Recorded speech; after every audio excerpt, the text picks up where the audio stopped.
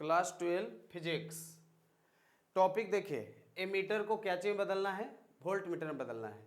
तो एमीटर को volt meter में बदलने के लिए शर्त पहले याद रखिए कि कौन सा शर्त को पूरा करेंगे। एमीटर जो धारा को एम्पियर में मापे उसे एमीटर कहते हैं, और जो विभवांतर को वोल्ट में मापे उसे वोल्ट मीटर में कहना है। तो आपके पास एक ही यंत्र है, एक ही यंत्र दिया गया है, उस यंत्र का नाम क्या है, एमीटर, और उस चीज को क्या में बदलना है, वोल्ट मीटर में। तो कैसे बदलेंगे, आवश्यक शर्त समझिए। यहाँ ये देखिए, ये जो पाठ्यांक है उसके इस तरफ श्रेणी क्रम होता है, यानी एक का प्लस दूसरे का माइनस, प्लस माइनस का संयोजन हो तो श्रेणी क्रम में।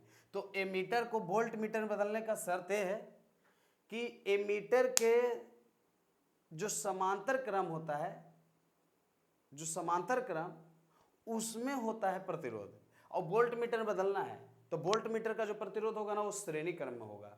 तो सबसे पहले उचित मान का प्रतिरोध को श्रेणी क्रम में जोड़ लेंगे।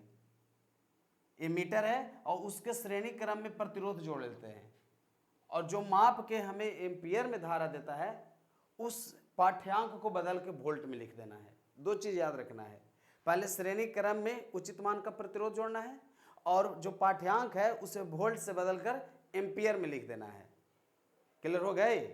तब जा करके एमीटर वोल्ट मीटर के रूप में काम करना शुरू करेगा। तो एमीटर को वोल्ट मीटर में आप सीधा बदलना चाहेंगे, नहीं बदलेगा। बदलना होगा तो श्रेणी क्रम में प्रतिरोध जोड़ना होगा और पाठ्यांक को एम्पियर से बदलकर वोल्ट में लिखना होगा। इसके लिए जानते हैं क्या करना है, इसके लिए मान लेते हैं कि ए एक मीटर है और जिसका प्रतिरोध आर है, स्मॉल आर, और इसके श्रेणी क्रम में प्रतिरोध जोड़ा हुआ है कैपिटल आर। तो इसके श्रेणी क्रम में एक प्रतिरोध है कैपिटल आर। समझ आ रही बात है? और इनसे होकर धारा प्रवाहित होगी तब ना वोल्टेज उत्पन्न होगा। अब काहे ला धारा, ऐसा कोई मतलब हुआ? विद्युत धारा नहीं चलेगा तो वोल्टेज कहाँ से आएगा? घर में लाइन पंखा है ना जी, तो आप जानते हैं ना कि पंखा कैसे चलेंगे, बल्ब कैसे जलेंगे, धारा चलेगी तब ना। यस, समझिए जल्दी जल्दी। तो इस तरह से धारा जब चलेगा तो इससे होकर प्रवाहित होने वाली जब धारा होगी तो धारा बराबर, पता है ना कि ये दोनों सिरों के बीच विभवांतर उत्पन्न होगा, यानी वोल्टेज लिखा हुआ है। तो दो बिंदुओं के बीच विभव के अंतर को विभवांतर कहते हैं, जिसे भी से डिनोट कर रहे हैं। तो इसके लिए धारा चलना होगा, और धारा का सूत्र जानते हैं क्या होता है, I बराबर V बटा R होता है। तो यहाँ पर R क्या है, प्रतिरोध। तो कुल प्रतिरोध यहाँ पर कितना हो गया, उचित मान का जो प्रतिरोध निकालना है कि कितना मान का जोड़ेंगे। प्रश्न होता है कि कितना प्रतिरोध। अब प्रतिरोध क्या होता है, चालक तार होता है उसे प्रतिरोध कहते हैं। प्रतिरोध क्या होता है, सुनाई नहीं दे रहा है?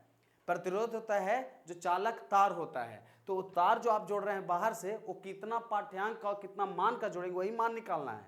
तो इसके लिए क्या करना है, रास्ते में दो तरह का रुकावट आ जाएगा। तो दो तरह का रुकावट आ जाएगा तो यहाँ पर हो जाएगा I बराबर V बटा R प्लस R, कुल प्रतिरोध हो जाएगा। अब रास्ता पर चल रहे हैं और दो को ठोकर मिलेगा तो दोनों को जोड़ेंगे ना। क्लियर हुआ? तो इस तरह से यहाँ तक आ गया जानकारी। अब इसको क्या करना है कि आप I को यहीं रहने दीजिए, ये I को यहाँ ले आइए, इसको यहाँ ले आइए, तो हो जाएगा R प्लस R बराबर V बटा I। आया ना? अच्छा से देखिए, दिक्कत होगा तब बोलना। I बराबर V बटा R प्लस R, और इसको यहाँ लाए, इसको यहाँ ले आए, तो R प्लस R बराबर V बटा I हो गया। और आपको इसका मान निकालना है, इसलिए आराम से निकाल गया कि नहीं। R बराबर क्या होगा, V बटा बोलते रहना, V बटा I, और ये R को उधर ले जाइए तो माइनस R। ये आपका मान आया कि नहीं आ गया? यही हुआ आपका, बड़ी भार है। क्लियर होने गया? यानी कैपिटल R बराबर क्या हो गया, V बटा I माइनस R। अब यही मान आप सब लोग को निकालना रहेगा, ज़्यादा टफ थोड़े ना रहता है। तो शर्त याद हो गया? फिर से एक बार देख लीजिए कि मीटर को वोल्ट मीटर बदलना है। शर्त क्या है, इसके श्रेणी क्रम में उचित मान का प्रतिरोध जोड़ना है, पाठ्यांक को A से बदलकर V में लिख देना है, दो बिंदुओं के बीच विभवांतर को V से डिनोट किए हैं।